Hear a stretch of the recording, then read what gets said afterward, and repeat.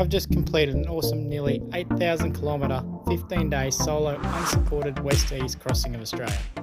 From Steep Point to Byron Bay, ticking off 4 remote intersecting border posts, as well as the geographical centre of Australia, using some of the most remote outback tracks this country has to offer. Come along with me as I battle my way across this big brown land on the trip of a lifetime.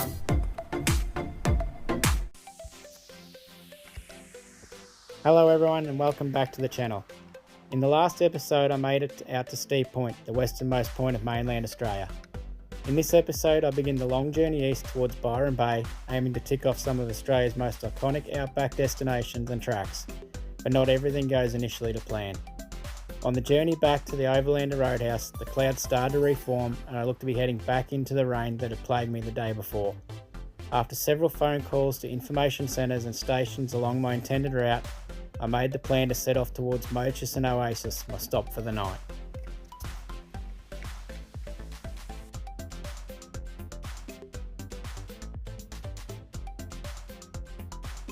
Alrighty guys, back with a fresh battery and from a near drone mishap.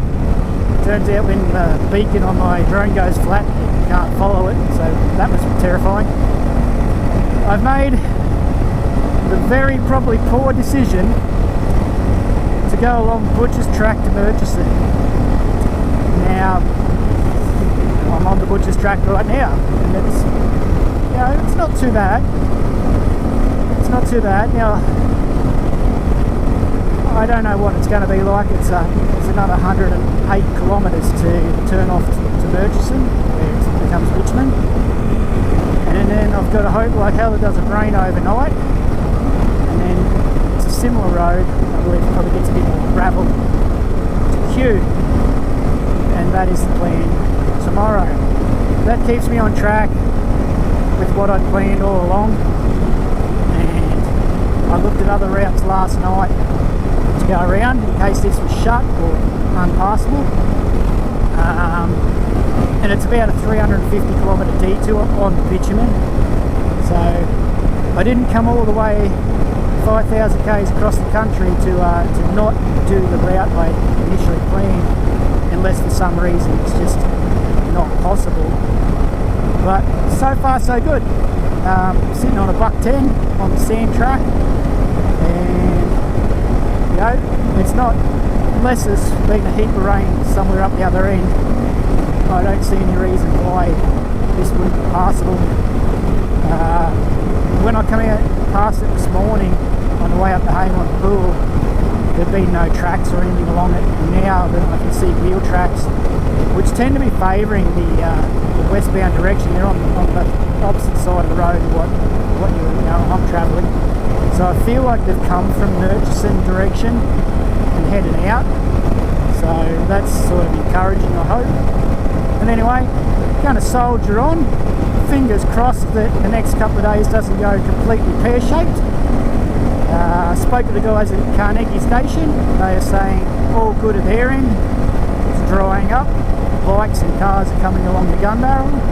So with that in mind, I'm going to stick to the original plan and go for gold and see where we get to.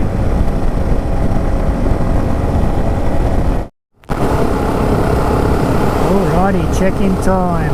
We're about 65 k's still to go to Murchison, and the road's been pretty good. Just starting to get a few damp spots over here. Oh, this one's really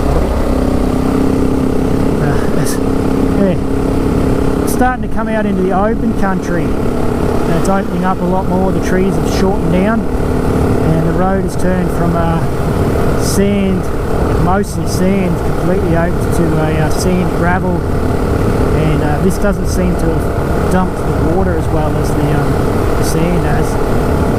The sand was nice and was damp, whereas this has got some standing water in it. There's also a couple of bogs, but for the most part it's going really good. For about another 45 minutes we'll be in Murchison. See you there. Alright, wow, situation changed quickly. We found some boggy stuff, but it's still passable. It's just, changing it up. There's absolutely no reason you can't get through this in car or bike. It is slippery, but hopefully we don't have too much of this. I can get back to regular programming, sitting on 110 and making a mile. This stuff sort of slow down much, but just got to be a bit more cautious rather than hitting it at full steam, you know. All of a sudden one of those might actually be a foot and a half deep rather than nice and shallow. I'm trying to not get wet socks. I don't have waterproof boots. I've got a pair of Tech 7s and they are not waterproof. So yesterday's socks went to the good folk at Billabong Roadhouse. They were too damp to get even remotely dry, and I wasn't packing away wet socks in the bag, and I'm trying to make some more space in the bag, so first casualty of the trip is a pair of socks. Anyway, we'll battle on. We don't have a whole lot more light. It seems to get dark around about 6 o'clock. I'm hoping to get into Murchison just on 5, after 5, so hopefully, yeah, get there while it's still daylight. So, well, she threw just about everything it could at us, the old butcher track, from nice wet sand, like hard packed sand. We got into about 15-20 k's of bog. Not bad, just, you know, clay that was boggy and slippery, and load the bike up and make you work a bit, skate around, so just had to be a bit careful through those. And then unfortunately we had about 3 kilometres worth of rain, got slightly damp, nothing too bad, and here we are coming to the end of Butcher's Track. Not at all that bad, but who knows what tomorrow brings. There's still a lot of big ass clouds around, so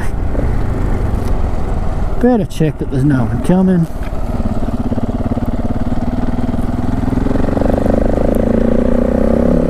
K's to go. We'll be at Murchison Oasis. Hopefully not under that big wet cloud.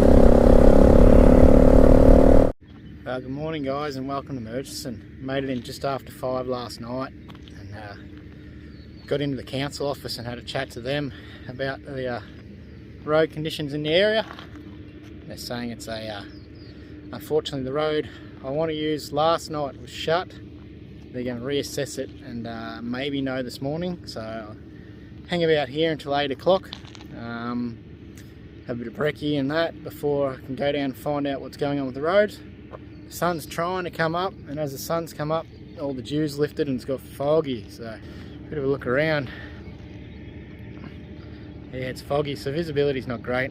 There's the sun trying to peer through, so everything's damp and wet. Bike's looking pretty average after Butcher's Track yesterday, fair bit of mud on it, but give it a bit of a clean up and lube the chain, and yeah, we'll soldier on once we know what's going on with the road conditions. If we can't go the way I planned, it's going to be about a 250k detour around on bitumen, and that makes, instead of 260 k's to Q, it's closer to 500. So anyway, them's the breaks. Sometimes you win, sometimes you lose, and we'll find out later. It's 8 o'clock and time to leave Murchison Oasis. Had a good night's stay there last night. Put on a pretty good feed. Wasn't particularly hungry, but yeah, good feed and good service. Unfortunately, I've been into the Shire office this morning, and they've informed me and they've done their checks, and the road I wanted to use to get across to Kew is going to be shut. It's completely trashed apparently, so unfortunately that means we're staying on the sealed road today, some 500 odd k's to Kew instead of about 260. So anyway, them's the brakes, that's what we got to deal with. Yeah, so we got like 220 k's to the back down to the Mount Magnet road. It comes across from Geraldton to Mount Magnet, and then from there up, yeah, across to Mount Magnet and then up to Kew. So it's not going to be a very exciting day. At least on the sealed road, it's going to be safe, predictable. You know we can make it versus boggy, sloppy crap. Yesterday coming across Butcher's track, there was 15-20 k's worth of bog, and yeah, could have been very easily crashed. So it's 260 across to Q on probably a road in worse condition than that. So I think the safe bet is to stick to the blacktop, do what I'm told, and yeah, we'll get to Q. Hopefully maybe up to Markvard tonight. That'd be good. That'll only put me sort of 200 k's behind where I wanted to get to today. I wanted to get to Walloona, and from Walloona I was just going to have a short day over to Carnegie Station, which is like 350 k's. So it might be a bigger day tomorrow, but all in all, it's going all right. Oh well, first 100 k's for the day. 100 k's back to Murchison.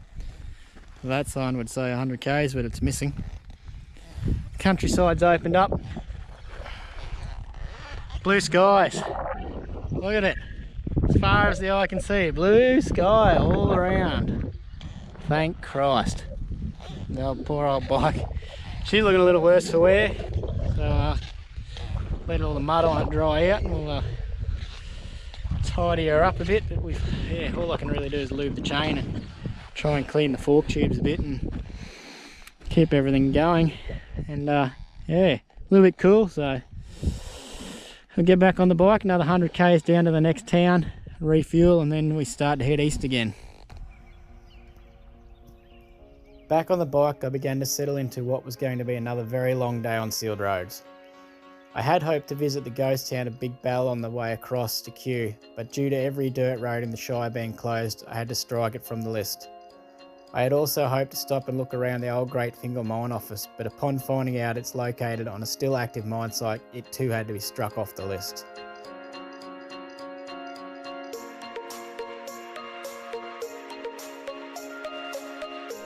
Well, it's been a very long day on the bike. We made it up through Markvard, got some fuel, and on the advice of some people I've decided to come out the road and camp. So I'm just making my way off the main road now, and hopefully down to somewhere a bit secluded where no one's bothered by me and I don't get bothered by anyone else.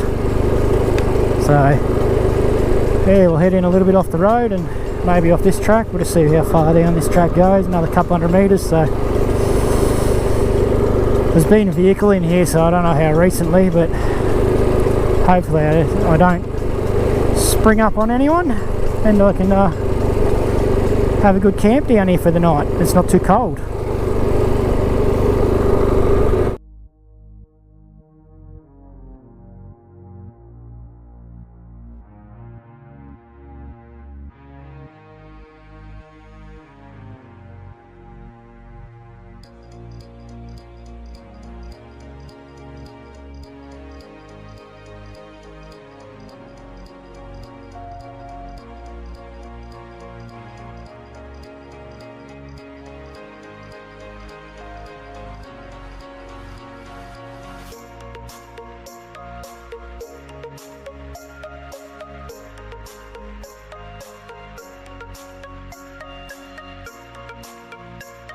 Oh wow, what a day turned out to be. Turned out real good in the end actually. We got a bit of a camp set up, got a fire going, not very big, don't need a very big fire. Managed to get about 15-20 clicks east of Markvard, however they pronounce it. And yeah, ducked off into the bush to camp because apparently it's not real great to keep in town. So set up just before sunset and managed to get the drone up for some good shots. And yeah, first night in the tent, so I imagine it's going to be cold, but you know, we've had a couple of nights in the dongers and hasn't been too bad, and probably tomorrow night and one as well. So we get out here and camp.